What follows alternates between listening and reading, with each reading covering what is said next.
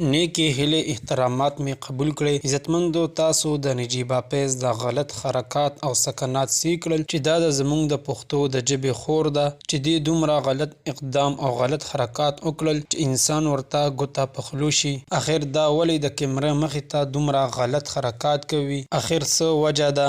دا دومره بې پردې او بې حیا شوله چې د دې د وجې نه خپل خاندان او کور ګاونډ ورسره تعلق پرېښودلو. هغوی ورته وویل چې دلته ټول پښتانه او خانداني خلک اوسیږي، پلیز مهرباني وکړه ته دا کار مه کوه، د کیمرې مخې ته مه راځه ځکه چې زموږ ډېر لوړ او اوچت خاندان دی. دې د خپل مور او پلار او د خاندان ونه منله او دا لاړله چې یو هاریا کې اوسیږي، هلته خپله بنګله، خپل ګاډی، خپل جایداد هرڅه دي ځکه چې دا د سوشل میډیا د مخې ډیره مخکې شوې وه چې ډیر تیر خپل مال حال دی ورسره. زمونږ داسې نجیبه پیز شوله، ناز اقبال شوله، داسې نور سوشل میډیا باندې چې مشهور خلک دي، پلیز مهرباني وکړئ چې د کیمرې مخې ته داسې نازیبه او غلط حرکات مه کوئ. د دې د وجې نه ستاسو مشران کشران هم بدنامیږي، علاقه بدنامیږي، معاشره ورسره خرابیږي. نو برای کرم تاسو داسې غلط حرکات نه ځان وساتئ. دا اوس وګوره نجیبه پیز ته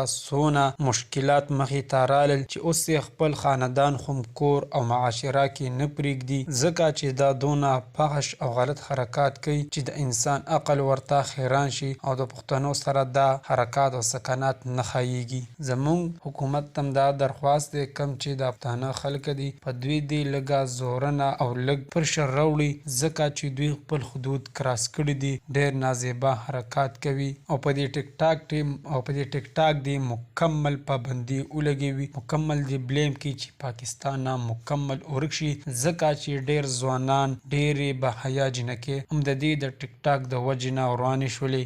دوستانو نو خپل ځان وساتئ او خپل ماشومان بچي کور والا هم د دې غلط حرکات د ټیک ټاک موبایل فضولیات نه وساتئ. عزتمندو دا وه زموږ د دې وخت نیو معلوماتي ویډیو.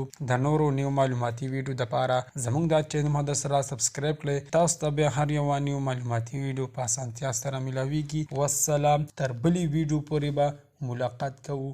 مین باغ.